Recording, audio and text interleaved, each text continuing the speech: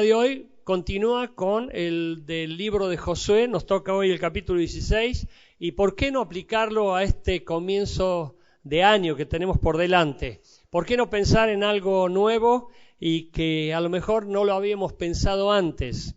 Cuando yo leí este texto, yo decía, Señor, ¿qué quieres que hable de este pasaje? Porque ustedes lo van a ver, es muy breve el capítulo 16, solamente 10 versículos, pero se la pasa hablando de tierras, de límites, de mar, de desierto y de terrenos y de cosas que están por ahí distribuidas y que Dios le encargó al pueblo de Israel tomar dominio y posesión.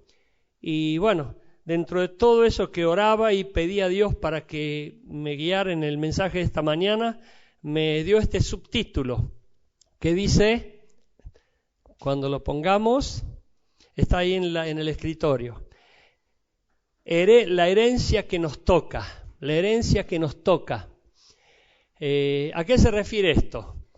Porque habla de una herencia que el pueblo de Israel recibió y aquí comienza con, vamos a leer solamente 2 versículos, pero 3 versículos, mejor dicho, en el versículo 1, si ustedes tienen el libro de Josué allí abierto, capítulo 16, dice, tocó en suerte a los hijos de José desde el Jordán, de Jericó hasta las aguas de Jericó, hacia el oriente, hacia el desierto que sube de Jericó, por las montañas de Betel.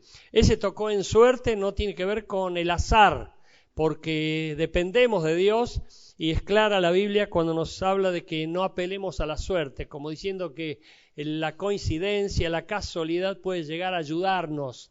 No existe la casualidad ni la coincidencia, existe el propósito de Dios y nosotros marchamos en ese propósito. Qué lindo sería si nosotros este tema que vamos a oír en esta mañana ya lo hubiéramos visto antes de casarnos. ¿Por qué digo antes de casarnos?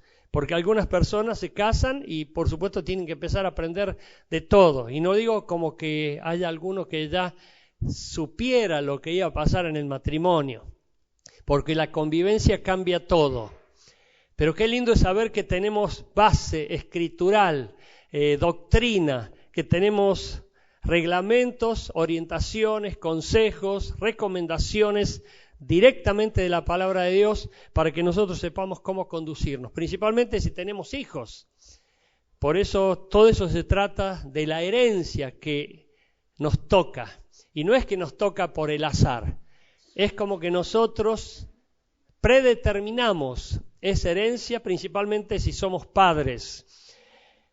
El otro día viene una persona a la escuela diciendo, bueno, yo espero que eduquen a mi hijo. Bueno, la Biblia, ¿qué nos dice al respecto? Deuteronomio capítulo 6 dice que la educación viene del hogar, o sea, es el hogar el fundamento para educar a los hijos, no la sociedad, no la gente de la calle, no la iglesia, ni tampoco la escuela. Es el hogar el que forma la educación de los que se integran en esa familia. Por lo tanto, aquí hay algunos consejos que queremos escuchar y por supuesto te pido que prestes mucha atención. Comenzamos diciendo un texto bíblico, por ejemplo, el Salmo 127, versículo 3, que dice, herencia de Jehová son los hijos. Herencia de Jehová son los hijos. Bueno, nosotros podemos decir, algunos hijos vienen sin avisar. Oh, ¿estás embarazada? ¿Qué? No te puedo creer. ¿En serio? Y sí. Bueno, hay algunos hijos que vienen sin haber sido esperados. Hay personas que experimentan mucho rechazo, principalmente diciendo, yo no quería tener a este hijo, y empiezan con un montón de reclamos y a su vez insultos, y los chicos sufren obviamente el rechazo, el desprecio. Dios libere y guarde a aquellos que estén experimentando este tipo de sufrimiento. Pero dice la Biblia, aunque tu padre y tu madre te dejaren, yo te recogeré. O sea, Dios se ofrece como el Padre Celestial perfecto que puede cobijarnos y bendecirnos, y de hecho lo hace. Dice, he aquí herencia de Jehová son los hijos, cosa de estima el fruto del vientre. O sea, bueno, los hijos ya están. ¿Qué vas a hacer? ¿Quejarte? Si te quejas es maldición. ¿Por qué? Porque la queja no es buena señal de un creyente. Hay personas que se la pasan quejándose y por supuesto se quejan de la familia, se quejan del hijo, se quejan de todo, de todo, de todo, y nosotros tenemos que ser personas agradecidas porque fruto de Jehová son los hijos.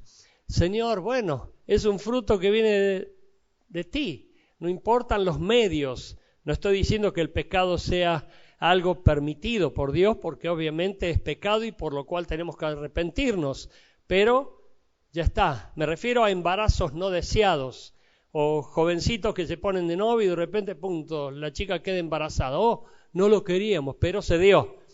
Y bueno, viene el hijo. ¿Qué vas a hacer? ¿Abortar? No, porque es pecado, es un asesinato. Y algunos están sufriendo culpas y remordimientos por haber abortado y lo han hecho por ignorancia, pero ahora saben que es pecado, porque matar es pecado. Y Dios nos ama para que nosotros amemos. Por eso aquí comienzo diciendo que la principal herencia que nosotros tenemos son los hijos y vienen de parte de Dios. Dale gracias a Dios por tus hijos. Amén. Dale gracias a Dios por tus hijos. No maldigas más. Miré el hijo que me tocó, es una desgracia. Escuché esos lamentos. Bueno, dale gracias a Dios y va a empezar a cambiar la atmósfera, el ambiente, la energía, y vas a empezar a traer cosas buenas de parte de Dios, porque Dios está en la gratitud del pueblo que reconoce su favor, su don, su grandeza y su presencia. El segundo punto que quiero mencionarte, mira lo que dice con respecto a la herencia, Proverbios 13:22. El justo deja herederos aún a los hijos de sus hijos. Es decir, que vos estás proyectándote y a lo mejor, escuchá, sos un egocéntrico, querés sobresalir, querés ser reconocido, querés que te feliciten, querés que seas una persona bien sucedida y que la gente te apruebe, te aplauda. Hay una persona que me acuerdo falleció, su papá, hace ya mucho tiempo, y esta persona llorando decía, ahora, ¿quién me va a reconocer? Es como que iba contándole a su papá que está bien, obviamente. ¿Qué papá no se va a alegrar cuando su hijo le comenta sus logros, sus avances, sus conquistas y las cosas que va adquiriendo a medida que marcha y progresa en la vida? Todo papá y toda mamá se deleita en ese sentido. Pero esta persona estaba buscando el reconocimiento del padre. Era como que quería convencer a su papá que ella valía, que ella servía, que ella era útil, que ella era alguien por la cual su papá tenía que estar orgulloso. Pero por supuesto, hay personas egocéntricas que solamente piensan en sí mismos, pero no piensan en sus hijos. Y llegan al final de la vida sin haber pensado en sus hijos, ni siquiera en sus nietos. Es decir, pensaron solamente en sí mismos. Y nosotros desde el vamos tenemos que estar permanentemente orando por las siguientes generaciones que van a seguir en nuestra descendencia. Es decir, ¿qué le espera a mi hijo, a mi nieto, a mi nieta? ¿Qué le espera? ¿Qué mundo viene por delante para ellos? Miren, si cada hogar representado de este país, de todo el mundo, estuviese pensado en eso, bueno, yo creo que existirían menos guerras y menos problemas. Pero sin embargo el mundo se caracteriza por el egocentrismo, es decir, yo quiero salir bien yo, quiero disfrutar yo, quiero estar bien yo, quiero pasarla bien yo, pero a mi hijo, a mi hija y a mis nietos, ¿qué me importa? No sé, a lo mejor estoy describiendo una realidad muy dramática, pero he encontrado personas.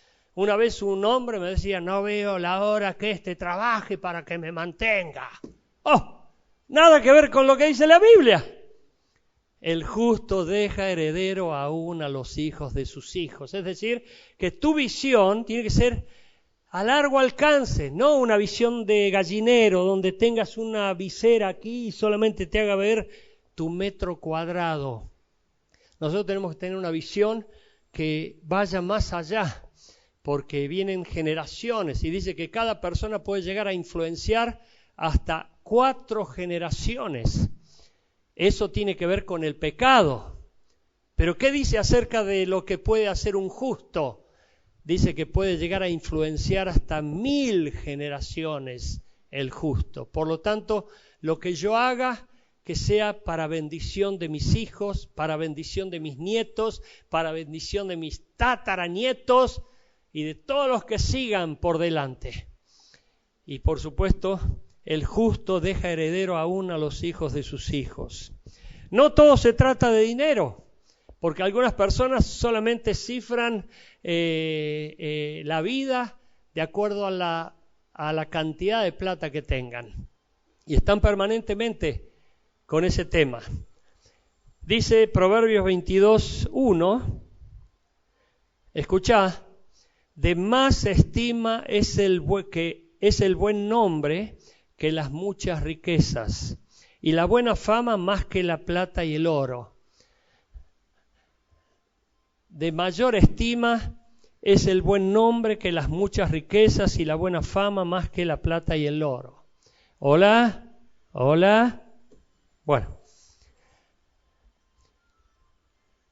¿Qué quiere decir este pasaje aquí del libro de Proverbios? Que a lo mejor vos te rompés la vida trabajando y ganando plata, pero ¿de qué manera? Hay personas que quieren ganar plata a toda costa. Roban, coimean, estafan, mienten, se aprovechan, usufructúan y hacen un montón de daño al prójimo y dejan el tendal de gente herida, pero tienen fortunas. Dice la Biblia en otro texto del Evangelio, ¿de qué le vale al hombre ganar el mundo entero si con ello perdiere su alma? Es decir, ganaron todo el oro y la plata, pero su alma se fue al infierno. Y hay personas que tienen ese fin maligno. Yo me acuerdo de una persona que vino a decirme hace mucho tiempo llorando, arrepentido, porque esa persona había usufructuado bienes. ¿De qué manera? Se había aprovechado de la debilidad del prójimo. Es decir, vos tenés una persona que está sufriendo un problema serio y necesita dinero y dice, no sé qué hacer, tengo mi casa. Bueno, te compro tu casa, pero yo necesito el dinero urgente. Bueno, te compro la casa, pero por el cuarto del precio de lo que vale en el mercado o está cotizada.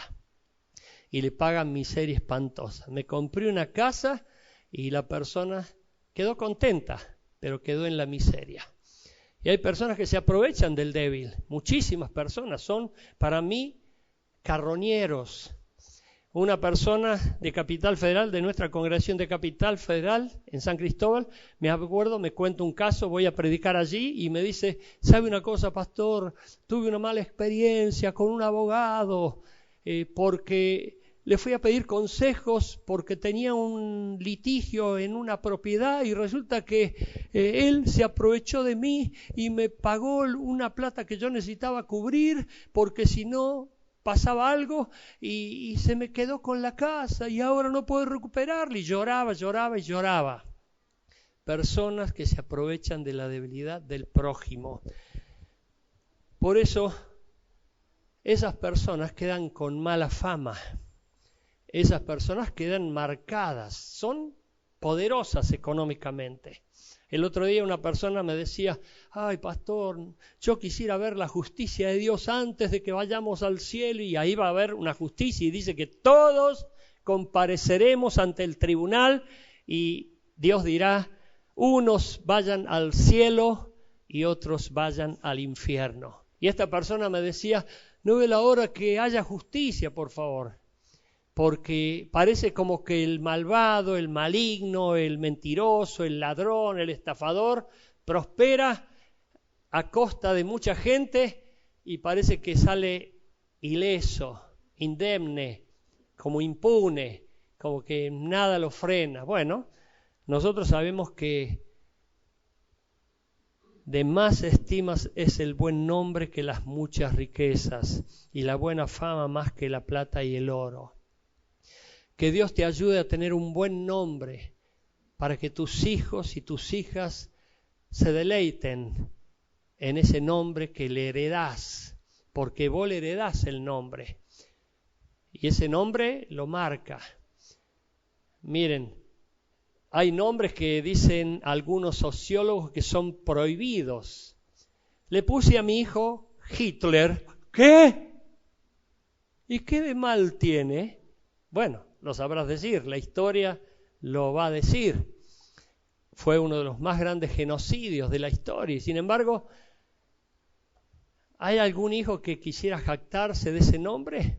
Soy hijo de Hitler, soy hijo de Nerón, que era el que mataba a los cristianos en el tiempo de del Imperio Romano y los quemaba llenos de alquitrán.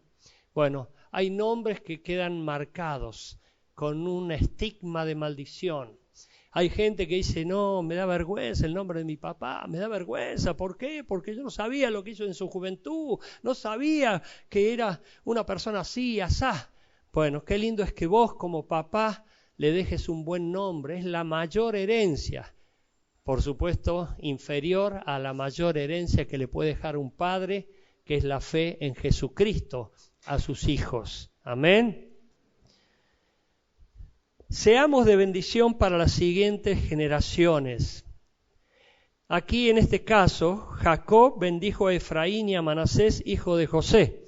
No vamos a entrar en el detalle de la historia de Israel, que es fantástica, gloriosa, y cuando vos empezás a estudiar la historia de Israel, te vas a maravillar de cómo Dios, a través de ese pueblo prometido, que era el pueblo de Israel, vino la iglesia cristiana, vino Jesús. Por eso los antisemitas atacan al pueblo de Israel ignorando que Jesús es judío. Y digo es porque Jesús está vivo. No digo era, es porque Dios es Dios de vivos y no de muertos. Por eso nosotros estamos reconociendo toda esa línea que comienza en el Antiguo Testamento y se completa en el Nuevo Testamento. Por eso acá vamos a encontrar algunas cosas interesantes. Miren, son múltiples las posibilidades de bendición que nosotros recibimos de parte de Dios. Son múltiples. ¿Por qué? Porque dice la Biblia que hay una multiforme gracia. Quiere decir que Dios se va a prodigar a nuestro favor de diferentes maneras. Nosotros no podemos decir Dios se manifiesta solamente sanando a las personas. No, Dios también se manifiesta liberando a las personas, salvando a las personas, protegiendo a las personas y haciendo toda obra que es necesaria para que su pueblo marche, no sufra y tenga victoria tras victoria. Pero cuando decidimos independizarnos de Dios y vivir como se nos antoja, bueno, ahí las cosas empiezan a marchar muy, muy mal. Por eso, miren aquí, la mención de aguas en los textos estos que vamos a citar, por ejemplo en el versículo 1, se menciona aguas, desiertos, montañas. En el versículo 3 se menciona mar. Habla de las multitudes posibilidades que podemos brindar a nuestros hijos para que se proyecten. Es decir, ¿qué le vas a dejar a tus hijos? Podés dejarle una casa, podés dejarle un oficio, podés dejarle un buen nombre, podés dejarle consejos, podés dejarle contactos, pero nada no. Nosotros tenemos que estar siempre pensando en qué van a recibir nuestros hijos y nuestros nietos, pensando en las siguientes generaciones para que ellos tengan realmente cosas por las cuales moverse. Por eso aquí Jacob, quien fue a Egipto, y allí se encontraba José, que José ya había hecho todo un buen nombre y una posición social en Egipto, siendo el segundo después de Faraón, tuvo dos hijos, Efraín y Manasés. Y cuando llegó Jacob, los bendijo a los dos. Y por supuesto la bendición queda. Y la bendición significa que los reconoce y que están, como para decir, están bajo una unción especial. Y por supuesto eran hijos de José, o sea, nietos de Jacob, y sin embargo Jacob los reconoció como si fuesen hijos propios, porque les dio liderazgo de tribu, es decir, le dio un estatus superior en el sentido de que se igualaran con todas las demás tribus de Israel. Y aquí habla de las posibilidades que nosotros podemos brindar a nuestros hijos. Pero a veces los hijos heredan vicios. ¿Y por qué sos borracho? Porque mi papá era borracho. ¿Por qué sos ladrón? Porque mi papá era ladrón. ¿Por qué le pegás a tu esposa? Porque mi papá le pegaba a su esposa. Y es una pena, es un dolor, porque esa es una herencia maligna, maldita, que afecta a las generaciones. Por eso nosotros tenemos que cortar la maldición, y eso tiene que ver con la herencia generacional. Hace muchos años, y doy gloria a Dios porque una herencia maligna se cortó definitivamente, porque resulta ser que viene una persona y me dice: pastor, me voy a casar, pero tengo mucho miedo, pastor, tengo mucho miedo. ¿Por qué? Porque todos los matrimonios de mi papá, de mi abuelo, de mi tatarabuelo se han divorciado y hoy están mal y han terminado muy mal. Digo, bueno, vamos a pedir que Dios corte esa maldición generacional y vamos a pedir que Dios comience una nueva historia a partir de Jesucristo. Si Jehová no edifica la casa, en vano trabajan los que la edifican. Por eso tenés que pedirle ayuda a Dios para que tu hogar sea un hogar bien conformado, bien fundamentado y además bajo cobertura del cielo.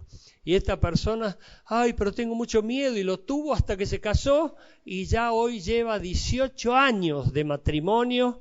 No puedo decir que feliz porque no estoy al tanto de su intimidad, pero por lo menos no veo chisporrotazos ni nada que pueda ser como platos rotos que vuelen.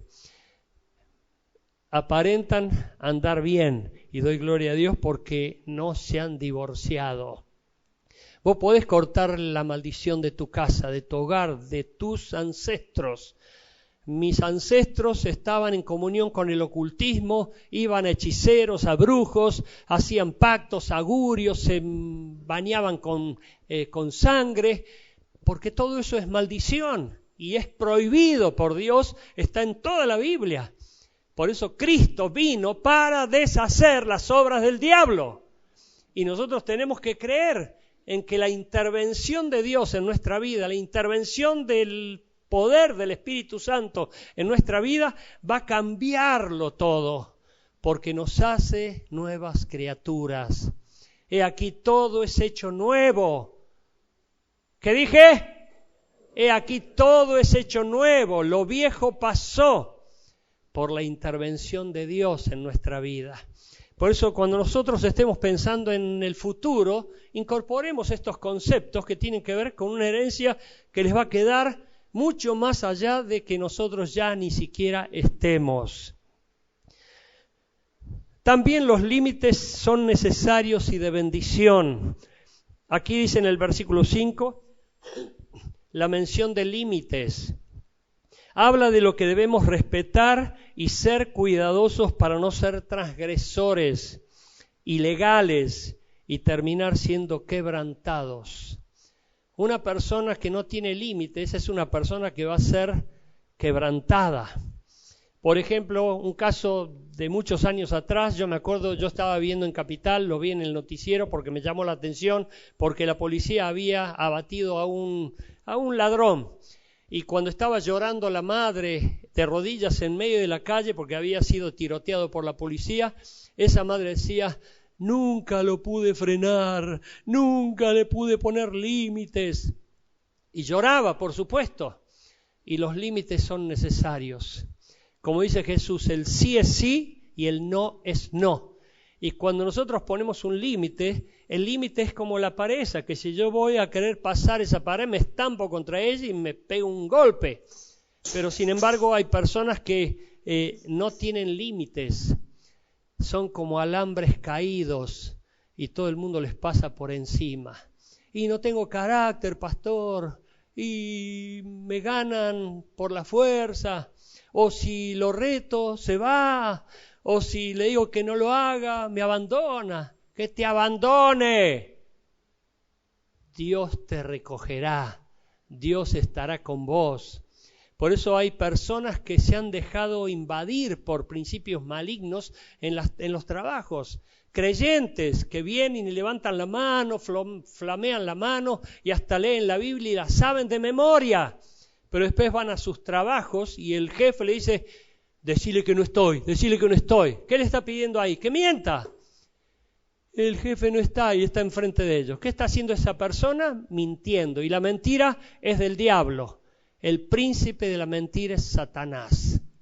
Por lo tanto, la mentira favorece al diablo, no a Dios. Y hay personas que ceden y son como alambres caídos que ya no le pasa a la gente, sino los demonios les pasan por encima y los hacen pedazos. Por eso los límites son necesarios. Los límites son necesarios. Una vez alguien dijo a una persona que era muy así mandada y que se hacía el jefe y el machito, el bravucón, que él lo ganaba todo, viene una persona que le dijo a otra, y esa otra persona me lo contó a mí, pero no te voy a contar quién fue, me dice, a este lo va a frenar la cárcel. Y así fue, al poco tiempo cayó preso. Y en la cárcel vas a tener que aprender de una mala manera quién es la autoridad. Porque nosotros enseñamos la autoridad de una buena manera, como nos la enseña Dios, por el amor. Pero en la cárcel te van a enseñar de una mala manera, en el sentido de que los mismos presos van a empezar a hacer cosas para que aprendas límites. Y qué triste es que las personas tengan que ir a un extremo para aprender los límites por las malas. Dios te dice, no hagas esto porque es pecado. Y vos transgredís el límite. Decís, no me ve nadie, puedo robar, pero sin embargo la Biblia dice, no robarás. Pero como no te ve nadie, nadie me vio. Pero te olvidaste de mirar al cielo. Y en el cielo te está viendo Dios. Y robás. Dios no está para intervenir y decirte, te descubrí, y empieza con juicio y te hace papilla ahí mismo, porque lo podría hacer. Pero le duele el corazón a Dios porque sabe que tu acción pecaminosa le dio la vía legal a Satanás para que Satanás venga y te haga papilla, a vos o a tu familia. Por eso cuando un hogar sufre, es porque el pecado entró allí. Es porque el diablo entró allí. Hay gente que me dice, pastor, ore porque en mi casa es un calvario, usted no sabe, peleas, maldiciones. Y bueno, echá a Satanás de ahí. Pero mi marido no se quiere ir. No, no es tu marido Satanás. Es el diablo, que no lo ves, pero que está. Y tenés que echarlo en el nombre de Jesús. Y consagrarte, santificarte y orar para que Dios esté haciendo que el diablo huya de vosotros. Someteos a Dios, resistid al diablo y el diablo huirá de vosotros, dice la Biblia. Pero a veces parece que el maligno se hace un picnic. ¿Por qué? Porque no hay límites, no hay un no. Yo le dije a una persona, porque viene y me dice, pastor, ¿sabe qué? Me invitaron a hacer huelga. Otro me dijo, me invitaron a robar. ¿Y qué le dijiste vos? Conmigo no cuenten. Bueno, esos son límites. Discúlpame, pero conmigo no cuenten. Y hay personas que se han hecho cómplices de personas malas, malignas, pecaminosas. Y es como que, bueno, es todo lo mismo, un viva la pepa. Y escuchá, iglesia, por favor, porque no podés culpar ni a tu marido ni a tu esposa, porque de alguna manera, como dice la ciencia, y aquí hay una psicóloga, has permitido esa convivencia. Si vos te casaste y al segundo día de casado tu marido o tu esposa, por favor, te levantó la mano, cuando vas a venir a un consejero y le decís, mi marido me levantó la mano, mi esposa me levantó la mano, lo primero que va a hacer un consejero es preguntarte cuánto hace que te casaste, cuánto hace que comenzaste a convivir con tu marido o con tu esposa. Y ya hace 20 años. ya te has acostumbrado, ya es común y corriente esa forma de convivencia. Como dice la ciencia, uno es extrovertido, el otro es introvertido, pero eso va invirtiéndose. Un día hoy le pegas vos, otro día te pega él, y bueno, así, y han convivido. ¿Por qué digo esto y por qué estoy haciendo esta conclusión? Por la Biblia. La Biblia, ¿qué nos enseña en el libro de Job? ¿Andarán dos juntos por el camino si no se pusieren de acuerdo? Es imposible. Han establecido un común acuerdo y los dos son cómplices. No podés culpar a tu esposa o a tu esposo, la culpable es ella, el culpable es él. Son los dos culpables, son los dos responsables. Y tienen que arrepentirse delante de Dios para pedirle perdón e intervención para que la maldición se vaya de la casa. Pero si no se ponen de acuerdo, eso es un drama. Dice en el libro de Mateo capítulo 19, versículo 18, si dos de ustedes se pusieren de acuerdo acerca de cualquier cosa, y me la pidieren, yo les responderé. Dios va a intervenir si nos ponemos de acuerdo. Señor, queremos cambiar, queremos empezar una vida nueva, queremos ser mejores, diferentes y más fructíferos. Ayúdanos, Dios, a hacer el milagro en nuestra vida, y eso ahí logra el milagro de Dios. Y cuando el diablo viene y ve que no tiene por dónde entrar porque hay unanimidad en la casa, en el hogar, y están todos en común acuerdo para gloria de Dios, el maligno no tiene arte ni parte en esas vidas. Pero miren, acá hay un tema. Quiero tocar el caso de Ezequías, de este rey, porque me llamó la atención y dije, ay, Señor, líbranos de ser así como Ezequías. Miren lo que dice. Ezequías fue un padre absolutamente inconsciente. En el libro de Segunda Reyes, capítulo 20, del versículo 16 al 19, miren lo que dice Ezequías. Entonces Isaías, era el profeta de ese momento, le dijo a Ezequías, oye palabra de Jehová, he aquí vienen días en que todo lo que está en tu casa y todo lo que tus padres han atesorado hasta hoy, será llevado a Babilonia. Babilonia es símbolo de Satanás, de demonio, de maldición. Era un país impío, pagano, que no tenía nada de Dios. Será llevado a Babilonia. Eso significa esclavitud, cautiverio, sin quedar nada, dijo Jehová. Cuando dice la palabra dijo Jehová, es como la firma, el sello que le ponemos para que conste que es algo serísimo. Y de tus hijos, y esto es lo triste, y de tus hijos que saldrán de ti, que habrás engendrado, tomarán y serán eunucos en el palacio del rey de Babilonia. Entonces, miren lo que dice Ezequías. Ay, ay, ay, ay, ay. Aquí hay un egocéntrico. Dice, entonces Ezequías dijo a Isaías, la palabra de Jehová que has hablado es buena. Después dijo, habrá al menos paz y seguridad en mis días. Es decir, mientras a mí no me toque esa maldición, no importa. Mientras yo disfrute este tiempo presente, no importa. Ay, ay, ay, ay, ay, ay, ay. Un padre inconsciente. El peligro para todos es convivir con el pecado y el pecador. Miren lo que dice y terminamos con este texto, Josué capítulo 16, versículo 10. Vamos a leer el versículo 9.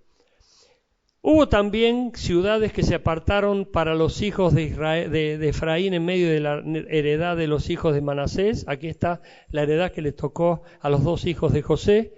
Todas ciudades con sus aldeas. Pero, ay, ese pero, ¿no? El pero anula lo anterior. No arrojaron al cananeo que habitaba en Geser. Antes quedó el cananeo en medio de Efraín hasta hoy y fue tributario. ¿Sabes lo que quiere decir? Que vivieron, tuvieron sus propiedades, sus herencias y sus posibilidades de convivir, vivir, proyectarse en sociedad, pero no echaron al cananeo. Es decir, el cananeo era el impío, el pagano, la persona que estaba fomentando todo el sacrificio a Baal y a los ídolos y haciendo todas las cosas horribles y porquerías que ofendían a Dios. Vos podés tener ilusiones con tu futuro, podés proyectarte para decir el 2024 va a ser una gloria, una bendición, vamos a hacer esto y aquello, pero, si aún mantenés el pecado y aún estás conviviendo con el pecador como si fuera un santo, eso va a ser imposible. Nosotros tenemos que poner límites y decir, bueno, esto no va más. Esto lo corto, esto lo saco, tomo decisiones para agradar y honrar y glorificar a Dios. Y Dios va a empezar a obrar en tu vida. Dios va a empezar a obrar en tu vida. Alguno dice, o sea que tengo que echar a fulano. No. Tenés que empezar a orar para que Dios intervenga y haga un milagro en tu hogar, en tu casa, y ahuyente al diablo, que es el que instiga, fomenta y hace toda la obra destructora en tu casa y en tu familia. Por eso estamos hoy en condiciones de gestar una herencia de bendición. No la arruinemos. Amén. Ponete de pie, iglesia, por favor.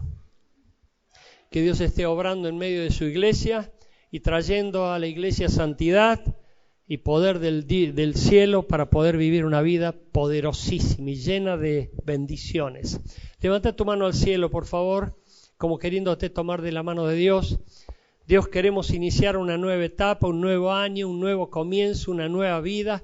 Te pedimos, Señor, que nos ayudes, que puedas estar añadiendo lo que nos hace falta, si es valor, coraje, convicción, pero también fe para creer que puedes hacer milagros y maravillas. Señor, manifiéstate en este final de año para que podamos empezar un año nuevo, glorioso y lleno de bendición.